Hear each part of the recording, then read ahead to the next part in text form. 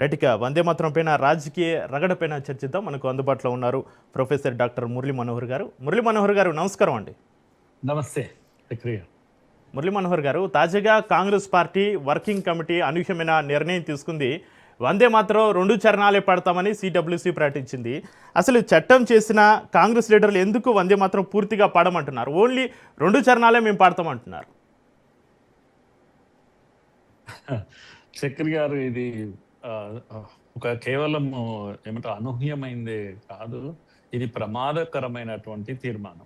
కాంగ్రెస్ చేసినటువంటి తీర్మానం చాలా డేంజరస్ తీర్మానం. ఎందుకంటే ఒకవైపు పార్లమెంట్ లో బిల్ అయింది, మీకు తీర్మానం పూర్తి వందే మాత్రం 6 చరణాలు అన్ని పాడాలని బిల్ అయిపోయింది. బిల్లులో ఇంకో విషయం కూడా ఉంది, నేషనల్ సింబల్స్ అన్నిటిని కూడా గౌరవించడం అనే హోదా ఏదైతే ఉందో, జనగణమన కానీ లేకపోతే వందే మాత్రం కానీ లేకపోతే జెండా కానీ వీటన్నిటికీ గౌరవించాలి. ఇవన్నీ జాతీయ చిహ్నాలు కనుక మీరు అవమానించినట్టయితే, లేకపోతే మధ్యలో ఆపేసినట్టుంటే, లేకపోతే ఇంకేదైనా ఇచ్చేసినట్టుంటే మీకు 3 ఏళ్ళు జైలు శిక్ష ఉంటుంది. ఇలాంటివన్నీ కూడా ఇప్పుడు మనకు చట్టబద్ధం అయిపోయినాయి. అయిపోయాక ఇదంతా తెలిసి కూడా మొదటిసారి 15th ఆగస్టు మనం జరుపుకున్నాము. పూర్తి వందే మాత్రం ఎర్రకోట దగ్గర ఈ దేశం పాడింది, ఈ దేశం విన్నది. ఇది ఎప్పుడూ జరగలేదు. ఎర్రకోట దగ్గర స్వాతంత్రం వచ్చాక కానీ అంతకు ముందు కానీ ఇలాంటిది ఎప్పుడూ జరగలేదు. పూర్తి వందే మాత్రం మనం పాడలేదు.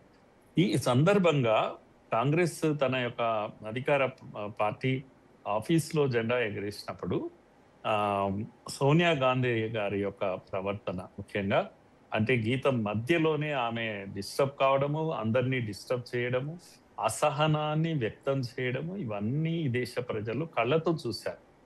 కనుక ఈ గతంలో ముస్లిం లీగ్ పార్టీ అసహనాన్ని వ్యక్తం చేసింది, కనుక అయిష్టతను వ్యక్తం చేసింది. కనుక వాళ్ళకి ఇష్టం లేదు కదా అని అప్పట్లో 1937 తీర్మానం వాళ్ళు చెప్పారు కదా, అప్పుడు దాన్ని ఏం చేశారంటే షార్ట్ కట్ చేశారు. అప్పుడు ఒక అర్థం ఉంది వాళ్ళు చేయడంలో, దానికి ఒక మీనింగ్ ఉంది. ఎందుకనంటే సరే వాళ్ళకి ఇష్టం లేదు కదా ఇదంతా కూడా, కనుక కొంత షార్ట్ కట్ చేద్దాము. వాళ్ళు పాడడానికే ఇష్టం లేదు, షార్ట్ చేయమని కూడా అడగలేదు. వాళ్ళు పాడమే, మేము పాడము, ఇది మాకు అభ్యంతరకరం అని అన్నారు. వాళ్ళని బుజ్జగించడానికి, వాళ్ళు మచ్చిక చేసుకోవడానికి, ఎందుకంటే అప్పుడు అవసరం ఉంది. బహుశా గాంధీ లాంటి ఒక పెద్ద మనిషి ఎందుకు ఈ చిన్న దాంతో మనం కావాల్సింది మనకేంది స్వేచ్ఛ, స్వాతంత్రం. కనుక ఈ దేశం అందరం కలిసి ఉంటేనే స్వాతంత్రం రావడం కష్టం. కలిసి కట్టుగా పోరాడదాం, ఒక గేయం కోసం మనం ఎందుకు వెనకడుగు వేయాలి అని ఒక పెద్ద మనసుతో బహుశా ఈ గీతాన్ని కట్ చేశారు. వాళ్ళు 2 చరణాలు పాడారు. అలాంటి తీర్మానం ఒకటి వాళ్ళు అప్పుడు 1937లో చేశారు, స్వాతంత్రానికి ముందు చేశారు. దాంట్లో ఒక అర్థం ఉంది. కానీ జరిగింది ఏంటి మరి, స్టార్ట్ చేసుకున్నప్పుడు ఇదే ముస్లిం లీగ్ అయ్యో మేము చెప్పింది వీళ్ళు విన్నారు కదా, కనుక మాకు ఏ ఇరిటేషన్ లేదు ఈ దేశంలో ఉండడానికి, హిందువులతో కలిసి ఉండడానికి అనుకున్నారా?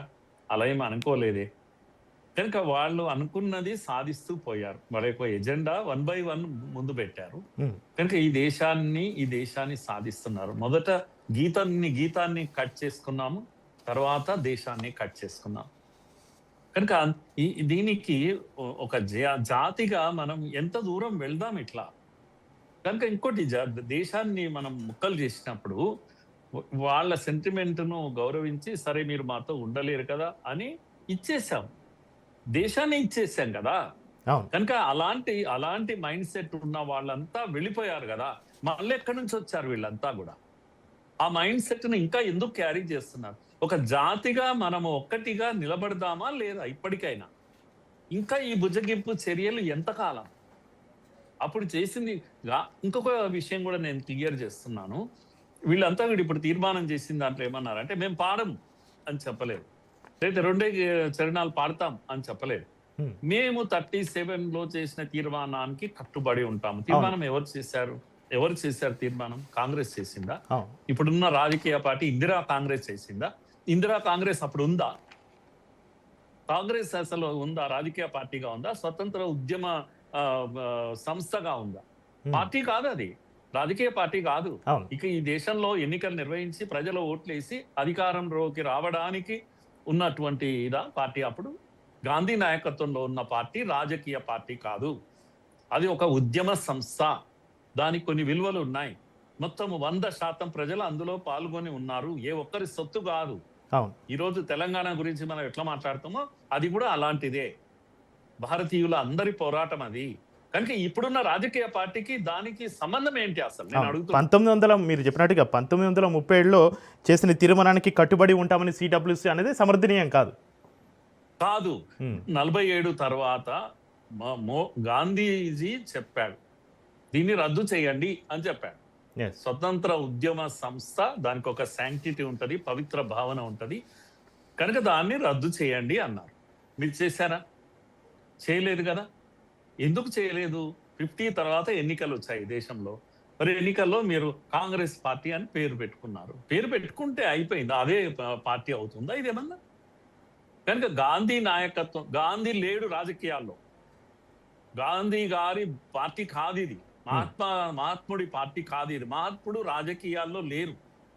మహాత్ముడు స్వతంత్ర పోరాటంలో ఉన్నారు, ఉద్యమంలో పాల్గొన్నారు. ఉద్యమానికి సంబంధించిన తీర్మానం అది. ఆ ఉద్యమం అప్పుడు తీర్మానం ఎందుకు అంటే దేశాన్ని ఒక్కటిగా ఉంచడానికి, ముఖ్యంగా ముస్లింలు బాధపడ్డ వాళ్ళ గురించి చేశారు. అయినా ఉండలేదు ఈ దేశం ఒక్కటిగా.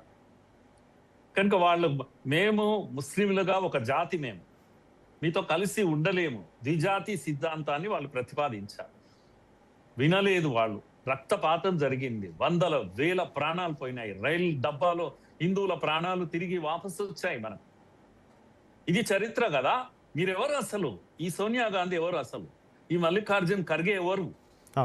1937 తీర్మానం గురించి మాట్లాడడానికి వీళ్ళకి ఏ హక్కు ఉంది?